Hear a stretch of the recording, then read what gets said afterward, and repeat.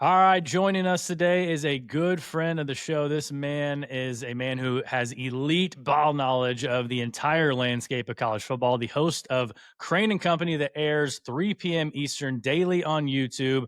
Our good buddy and a man of the people, Jake Crane. Welcome in.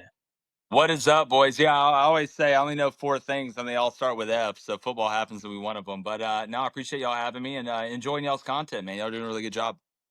All right, I'm going to start off in Waco. Win total is 7.5 for the Bears. They were 6-0 to end the year last year.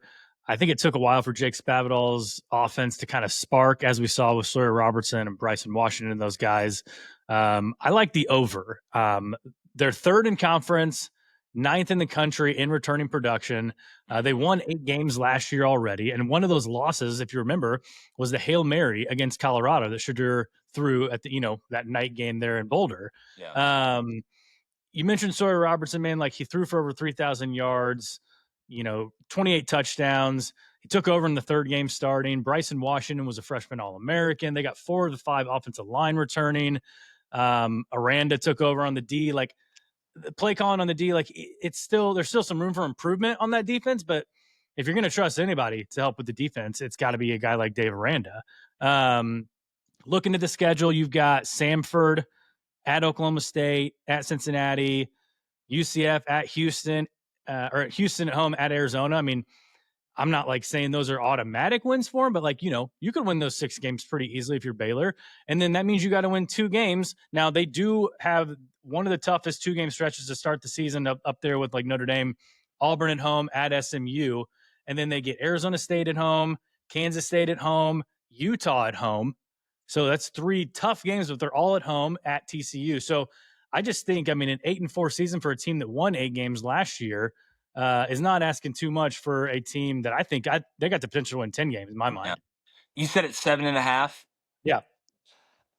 You make some good points. This is a Step Brothers drum set situation for me. I'm not touching it. I don't care what time cops come on, because when I look at it, I do think there's some other you can get some more value out of some others. What scares me about Baylor, and again, I talked about Sawyer. I love what they did in the transfer portal at wide receiver as well. I think they're pretty deep. They got the best punt returner in the country coming back.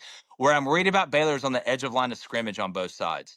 Their guard and center three-man combination on the offensive line is really good, but there's a lot of questions at both tackle spots. On defense, they've got a couple guys in the interior of the D-line that I really like, but from a pass rushing standpoint, I still have a lot of questions. So when I look at this schedule and I'm trying to find the best over and unders to take, I do think there's a chance this team could start out 1-3.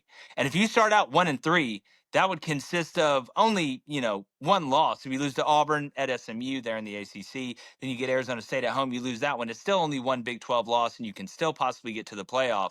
But you're one loss away from being eliminated basically from it. And I don't know what happens after that K State game if you're looking at 4 losses right there with this team going on the backstretch. Not that they'd quit, but then when you look at, if you'd have told me before last year that, hey, Jake, Baylor's going to turn it around this season and have a good year, get to 8 wins or whatever it was, including the bowl game, I think. And coming off a 3-win season the year before that, I would have said they would have done it on the defensive side, that the defense was really solid. The offense had a really good run game. The play action game was working. DeQuan Finn went out there and made some highlight plays when they had to have it. But it wasn't that way. The defense was really bad. And while I like some of the additions, I don't know again if the edge of the line of scrimmage is good enough in this 12-game slate to get to 8, especially if it starts out bad. And you're going to have injuries. Somebody is going to go down. If the answer to that question is they have the dudes, it's a good bet. But I don't know that yet. And I do think there's some others on here once we get into them that I think may give you some better bang for your buck. Honestly, man, I get the hesitation because, like I said, this conference scares the absolute you know what out of me, and Yeah. so trying to find win totals that you actually tried to really, really trust in this conference is really tough. Well, Yeah, Tyler, it's like look at Oklahoma State. They do their best when everybody thinks they're going to suck.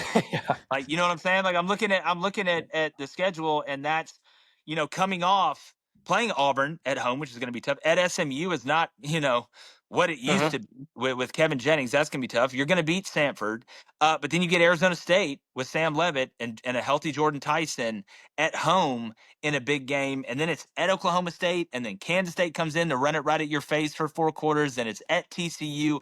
I mean, this is it's just none of these schedules are easy, but I feel like this one is front heavy, and front heavy Yeah. schedules scare me with win totals, if that makes sense.